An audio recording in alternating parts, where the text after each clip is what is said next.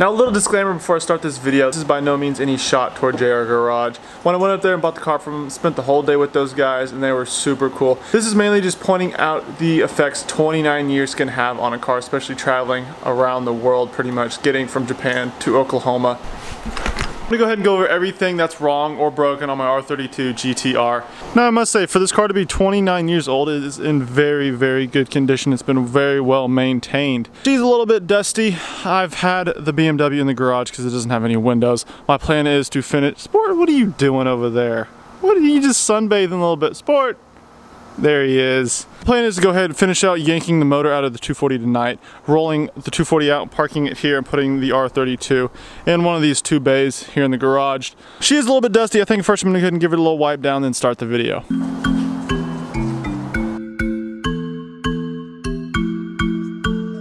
Alright, we got her looking pretty good. Let's start with the flaw of why I cleaned it up. This is something I did not quite notice when I was looking at the car until I started diving a little bit deeper. I'm not sure if you can see it, but there is a line right along there where some body shop has cut this and re-welded a separate quarter panel on. So I do not believe this is the original quarter panel. I could be wrong, I'm not a body specialist, but that's what happened on my Subaru right there. The whole back end was redone because it was in an accident. Obviously this is not like a well-kept car. That was, anyway. I believe that might be a rear quarter panel off of a different R32, which is not a massive deal. Like, granted, I didn't know that when I purchased the car, but like, it's not a huge deal to me. Definitely taking note of that. Like I said, it's not very noticeable. Not sure how meticulous I'm going to be. I'll go ahead and point out little things here and there that I can obviously easily fix. Like there is some, I think this is some sort of weird residue along this wing, but just showing you guys that 1989 Skyline, even though they look sick in pictures and stuff like that, you get a little bit closer, dive into it, it's not perfect. Right here, I'm not sure if you can see that red along that tail light. Like I said in previous videos, this car was originally, I believe it was silver, then red, now it's black. So there's a little bit of red peeking through here. You can see it right there in the little grill.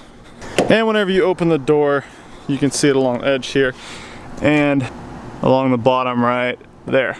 This little paint, clear coat blemish up on the top roof. I believe this is a single stage paint because whenever I polished it, a little bit of the base paint was coming with it. So I was just being really careful, ended up going a little bit lighter pad. Obviously the bodywork, the front fenders are not the stock ones. Anthony was the owner before JR Garage. I believe he said he replaced these because the other ones were cracked, along with the bumper, and they're primed, not painted yet. I'll probably paint them whenever I repaint the car or if I wrap the car. I need to go ahead and repaint these little windshield wiper arms. I believe they've been repainted before. They just kind of flake off over time. Speaking of flaking off, this little door trim here is coming off. This is kind of a common issue. I'll probably repaint that as well. Jumping underneath the car, I don't know if you can see it along this frame rail here. I believe some of this has been cut and re-welded. Probably because there was rust. There's not a whole lot of rust on this car whatsoever. There's a touch of rust, which I'll probably end up touching up someday.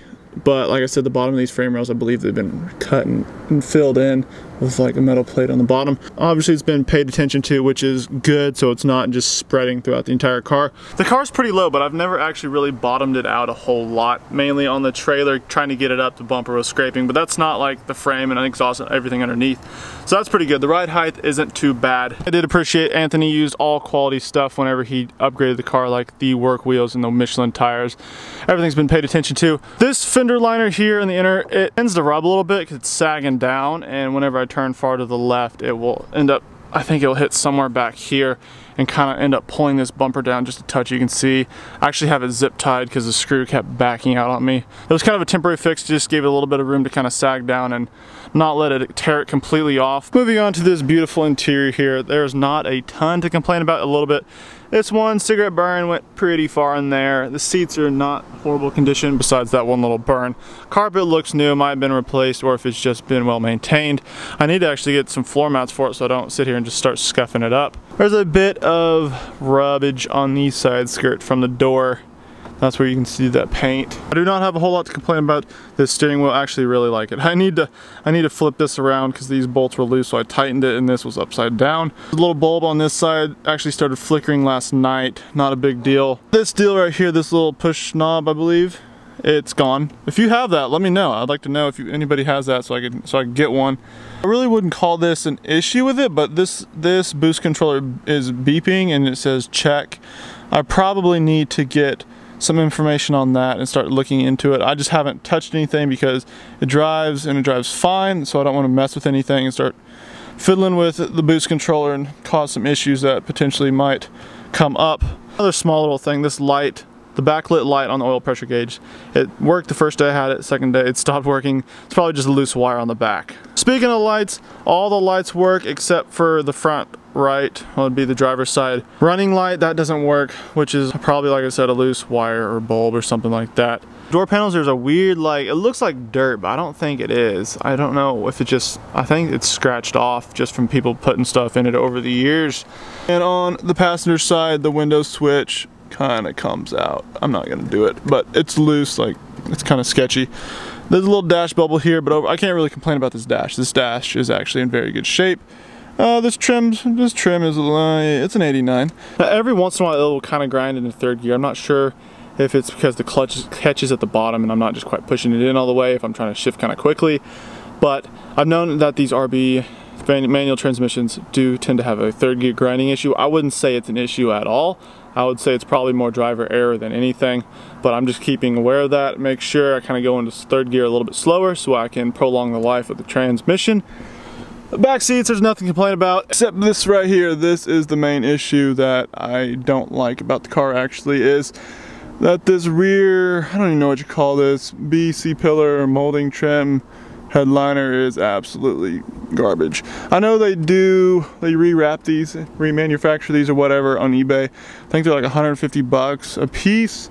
I'll probably end up going with those someday. It looks like this headliner is sagging, but it's actually a third brake light up there. I thought that was really cool. I'll probably definitely replace these. It's the same on the other side too. I don't know if you guys ever noticed this, but the pedals on the GTR actually say R on the brake and on the clutch. I thought that was kind of a cool little touch that I've never really noticed. All right, let's go under the hood. There is the heart of the beast, RB26. I don't have a ton to say about this because I haven't really broke into the motor or anything, because I don't need to. It's running fine for now, so I'm not gonna touch anything. Some breaks, I'll probably start diving into it. But the thing I have done is empty the catch can, and if you can look right in there, I don't know if Anthony did this or not, but there's actually steel wool that was put into like the other side of it. I don't know if that's the drain or like a vent or something. So I just put it back in there. I don't know, I actually need to check this again here in a couple hundred miles to make sure everything's good. This battery terminal did not have a cover over it, and whenever I pulled this out, this was oddly close to the positive, so I just went ahead, zip tied a little temporary battery terminal I had laying around on that. I don't know if anything needs to go in here. That is a question I have. What is that, some sort of vacuum? The biggest issue I have right here is the mechanical fan. Like I said in one of my videos, I don't know if you saw it, but the mechanical fan does not do sufficient for pushing the amount of air it needs, because like I said, I'll sit in a drive-through for maybe 5 minutes, the car gets actually a little bit warm where I almost had to shut it off one time.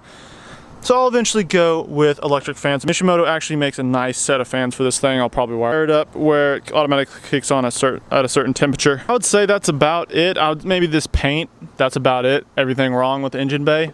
Paint, steel wool, a little mechanical fan. Other than that, she's a beast, love it. That pretty much wraps up everything that is wrong with the R32. There's not a whole lot wrong with it. I could go on for days and days talking everything that's right with it, everything that's good.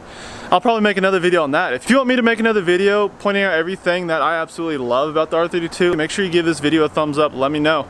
Whew, it is hot. Something I noticed I didn't quite do in a couple videos back about street racing the R32 is I didn't do any flyby passes. So right now I'm gonna go ahead, load up my camera and my tripod. Let's go out to the farmlands again and get some cool shots. Before I head out, a little update on the 240SX. Jordan's supposed to come over here in a little bit and we can finish pulling this thing. Like I said, only things left, stuff underneath. Cleaning up the bay a little bit here and there. The battery tray, all hope's lost on that. I need to finish yanking the wiring out, that's why the fuse box is just kind of chilling here. But hopefully we can get that out tonight, that would be great. Might as well give you an update on E36 if you have not been up to date on this build series. I got the front end looking all fresh, got trim on the side, haven't quite put all the interior back in as you can take a look in there. Got the fresh taillights in it, actually have paint coming for this thing here soon, which will be sick, along with paint for the S14. That's why I'm getting the motor out, cleaning up the bay, because we got to prep for some bay paint, boys.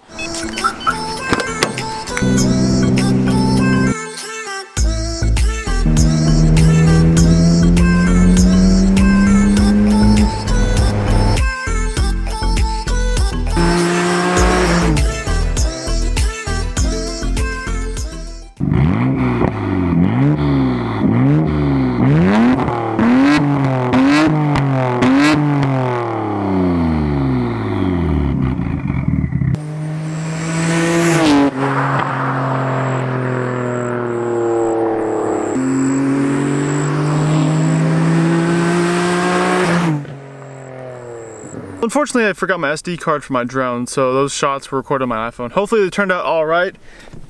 Now it is time to work on the S14. Got the 240 all up in the air, got the back up in the air. Right now we're gonna go ahead and disconnect the drive shaft. It actually has aluminum one-piece drive shaft, I believe, so let's go ahead and get that out. Every day is darn day for me, man. Screw legs. Hit myself in the shin. Freaking hammer. Self-pain is always the worst because you caused it. Cross member's about off. I think we're gonna go ahead and try to pull the transmission directly off the drive shaft and pull it out. The garages. What are you talking about? Bicep.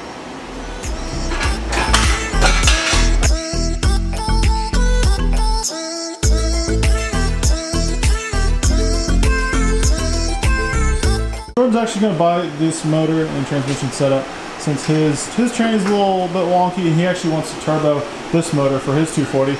It's almost out. We have it connected down here to the motor mount and actually the intake manifold. Seems like it's working all right. He's undoing one last clip and then I believe she's free. I don't think there's anything on this side holding us up.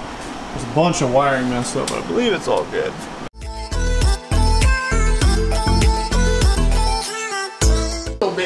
It's a little precarious, my dude. Well, there she is, 155 horsepower, KA24. Like I said, I'm selling it to my buddy. Now it is time for the 2JZ. I think I'm gonna wrap it up here tonight. Next time working the 240, I'm probably just gonna start clearing out all this stuff to start prepping for the paint in the engine bay. Start cleaning up all this nice stuff from 1995. That's gonna do it for this video, guys. If you enjoyed it, make sure you give it a thumbs up and subscribe. Thank you guys so much for watching. Have a good one, guys.